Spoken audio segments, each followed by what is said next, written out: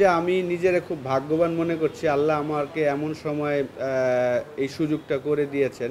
কারণ মুশফিকের ডেবু ম্যাচে আমি ছিলাম ড্রেসিং রুমে লর্ডসে, এবং মুশফিকের 99 এবং 100তম টেস্টও ইনশাল্লাহ আমি থাকব। তো এই কারণে আমি নিজেকে খুব ভাগ্যবান মনে করি, এবং মুশফিককে সেই ছোটোবেলা থেকে যেহেতু আমি দেখেছি, একমাত্র ক্রিকেটার যে তার ডিসিপ্লিন ছিল বলেই সে 20 বছর ধরে খেলছেন। আমার ব্যক্তিগত মতামত যে আসলে বাংলাদেশে সামনে ফিউচার বলেন এখনও যারা খেলছে সবাই যদি মুশফিকের সবাই আসলে মুশফিকের রোল মডেল হিসাবে দেখা উচিত, এবং সে কিভাবে এই জায়গাটাতে আসছেন। জাস্ট একটাই ডিসিপ্লিনে কি হতে পারে, খাবার, ঘুমানো, প্র্যাকটিস, এই জিনিসগুলো যদি আপনি প্রপার ডিসিপ্লিন করেন আপনার লাইফে, তাহলে এই জিনিসটা সম্ভব।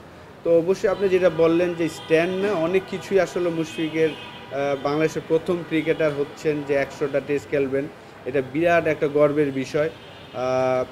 এবং শুধু সে একটা ফর্মেটটা, 3টা ফর্মেটই কিন্তু বাংলাদেশকে নেতৃত্ব দিয়েছেন, খেলেছেন, এখন একটা ফর্মেট খেলছেন, এবং বাংলাদেশের হয়ে প্রথম ডাবল সেঞ্চুরিয়ান। 3টা ডাবল সেঞ্চুরি আছে, একটাতে 175, 190, মানে 2013-র পরে সে সেঞ্চুরি করলেই বোঝা যাচ্ছে যে সে বড় স্কোর করেন।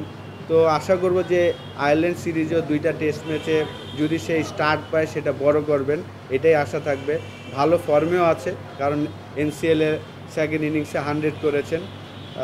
তো অবশ্যই যারা আমাদের লিজেন্ড তাদের জন্য শুধু স্ট্যান্ড না, অনেক কিছুই করা সম্ভব।